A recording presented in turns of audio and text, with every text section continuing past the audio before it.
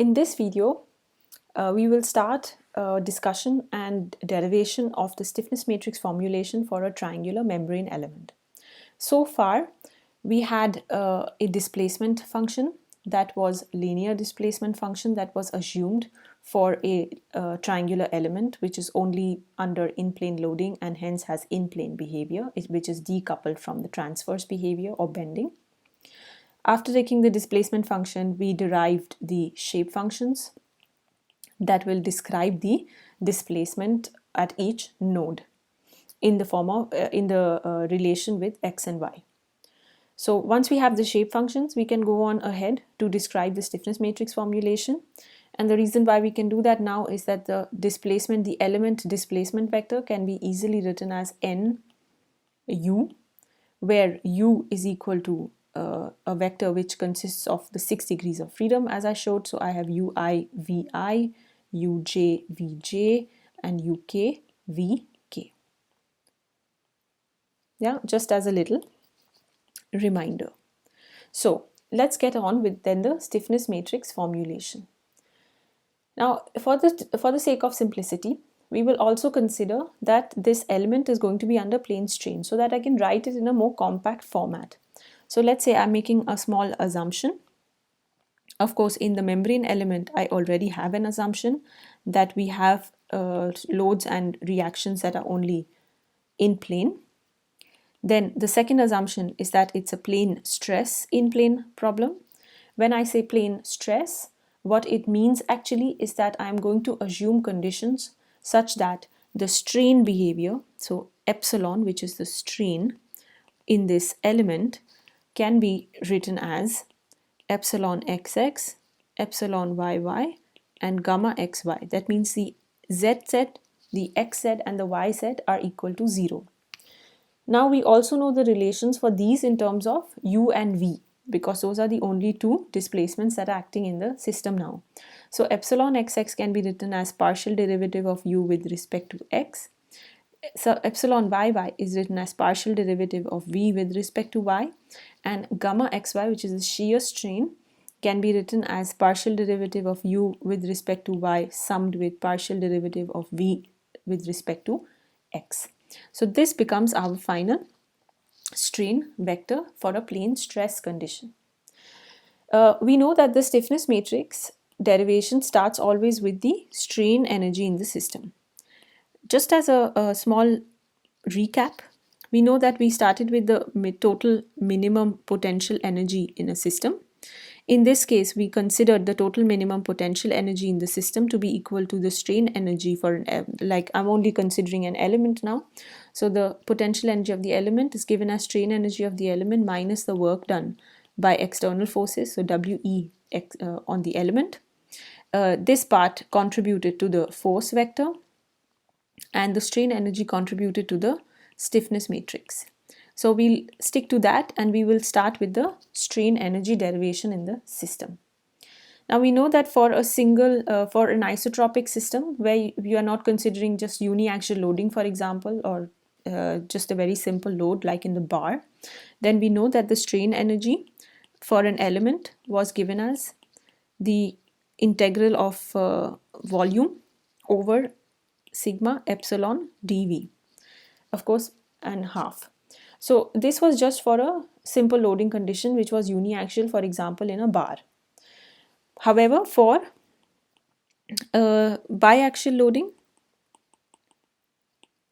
in this particular triangular element, we can write the strain energy as half volume integral of sigma xx epsilon xx plus sigma yy epsilon xyy plus tau xy gamma xy, and all this dv. Yeah, so this is the entire description for the strain energy under a biaxial loading.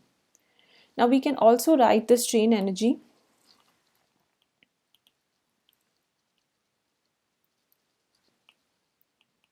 in a simplified format as half of integral volume with the stress matrix transpose times epsilon, which is the strain, times dV. Okay, and I'm just taking the stress matrix now because I have sigma xx, sigma yy, tau xy for the stress, and I can multiply it with the strain now as in terms of vectorial format for compact notation. So I can just write it as compact notation here, just not to be confused later on when you look back. Now we can also write sigma, which is the stress. So we can write stress. Of course, the stress is also a vector.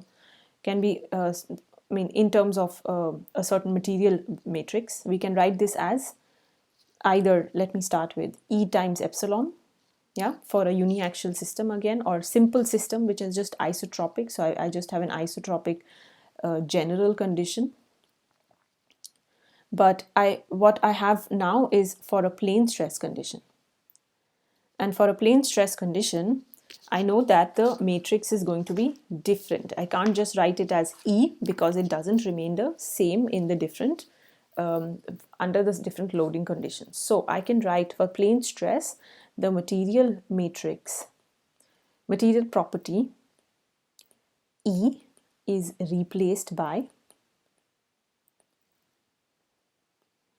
a material matrix D, which can be given as E by 1 minus nu square, a 3 by 3 matrix 1 nu 0, nu 1 0, 0 0 1 minus nu by 2. So that becomes my new material property matrix. So I can now substitute the stress back as the material matrix D times the epsilon. Okay, now we have in the strain energy we have the stress which is transposed. We will assume, for simplicity, particularly for this case, which is of course true in this case, that D is the same as the transpose of the matrix D, which in this case works out fine. Yeah, it may not be forever, but in this case we just make this simple assumption. So we can write we can easily substitute now the sigma transpose. So sigma transpose with epsilon transpose times D transpose, which can be written as epsilon transpose times D. And here I can say that this is this of course becomes equation number 4. Then I have equation number 5. Then I substituted here equation number 6, and here is equation number 7. So what I'm going to do now is I'm going to substitute equation 7 into equation 4. So I can write substituting equation 7 into equation 4, I will get strain energy gamma of the element is equal to half of volume integral of epsilon transpose. I'm not putting the vector notations like with the brackets just to keep it clean, times the material matrix D times the epsilon, which was already there in the equation, times dV. Okay, now in this case we have strain in the strain energy equation. The strain itself is dependent on the displacements, which we have described in the form of a vector already. So we knew that epsilon can be written in this form over here. So I'm going to call this matrix equation C, because this is more a top level equation. So I have strain which is in terms of displacements, and we also know that the displacements is in the form of the shape functions. So over here, so we can write, actually we could write this as C and the strain vector here as D. So that means strain is dependent on the displacement is dependent on the shape functions. That's all I want to put across to you. right? So if I want to make sure that I have all the things that are required in terms of getting the strain energy formulated correctly, then I have to go right back up to the displacement. So I have to start with the strains. So I can write the strains epsilon xx. Now I can make a difference. So now epsilon xx is equal to partial derivative of u with x. That can be written as partial derivative with respect to x of ni ui plus nj uj plus nk uk. And that, of course, I've written it in a certain format before. So I had the alphas and the betas and all that. And if I actually do the partial derivative with respect to x, you will remember that I only had betas which were dependent on completely on y in this case. So I have beta I, beta j, beta k. And if you do it with respect to x, basically what happens is the alpha parts will have only the y's left because the x will go away, and the others, of course, the betas are going to vanish because they are only dependent on y, and the x's, of course, will cancel out because it's all with respect to x will become 1. Yeah, so basically it's quite easy to put it into perspective once you look at the global equation, which is over here in terms of 1 and 2. So if I'm going to look at the equations for 1 and 2, then I see here that I have dependency of x and dependency of y and a constant. So of course, if I'm going to do a partial derivative, it's very clear which terms are going to remain and which ones are not going to remain. Yeah, so keeping that into account, if you work out alongside of me, you will see that you get a certain relation for epsilon xx, which is in terms of 1 by 2a times beta I ui plus beta j uj plus beta k uk. Okay, in the same way, I will have epsilon yy, which will be also written in terms of now after the partial derivative of dv dy. And in this case, of course, we will have the v displacements, not the u displacements, because it's dv dy. And then once I do a partial derivative of y with respect to ni vi plus nj vj plus nk vk, then I will get 1 by 2a times delta I vi plus delta j vj plus delta k vk. And in the same way, I will have gamma xy when I will have a partial derivative of u with respect to y plus partial derivative of v with respect to x. Then I will get 1 by, I'm going to write the equation finally without going through the intermediate step because just addition of both of them. Then I will get delta I ui plus beta I vi. I'm sorry, this was strange. So beta I vi plus delta j uj plus delta k, beta k vj plus delta k uk plus beta k vk. So that's going to give you the final relation. If I want to simplify and make it in a compact form by putting it in a matrix notation, then I will get epsilon xx, epsilon yy, gamma xy to be equal to 1 by 2a. And then I have a matrix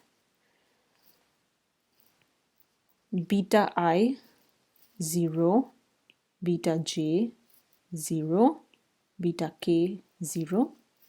Same way, 0 delta I, 0 delta j, 0 delta k with respect to v. And then I have delta I, delta j, beta j, delta k, beta k times the entire displacement vector, which is ui vi, uj vj, uk and vk. So this becomes the strain vector in terms of the terms that we have already described in terms of beta and delta, those relations, and which can of course be written in a more compact form as epsilon is equal to maybe a matrix B, where this is of course matrix B, times U. And that can be substituted back into the strain energy relation from here, which I can give equation number 8. This is relation 9, so I can substitute epsilon from 9 into 8. So we just reduce this whole entire big matrix into a matrix notation B, which is easy now to put back and get the final format of the strain energy. So now if I substitute 9 into equation 8, then we get strain energy to be equal to half volume integral of U transpose B transpose D times B times U, this dV. Yeah, so this is the entire relation now. So I've substituted epsilon on both sides, transpose and non-transpose. And of course, it's over elemental volume V or dV. Now here we see that we have U transpose and U. So we can, when we want to find out the stiffness matrix, so if I say the stiffness matrix here, from the strain energy, as we already know, is going to be given as K of the element to be equal to partial derivative of the strain energy of the element with respect to the displacements um. Now we know that um, where m is equal to I, j and k, it can also be replaced as Vm. So instead of having just U as a certain description, you can also have Ui, Vi, Uj, Vj and Uk, Vk. That means we have to partially have a derivative of the strain energy with respect to all the displacements in the system, and which is 6 of them in this case, in this triangular membrane element. So if I want to calculate this, then I look back at the strain energy, and here I see I have U transpose and U.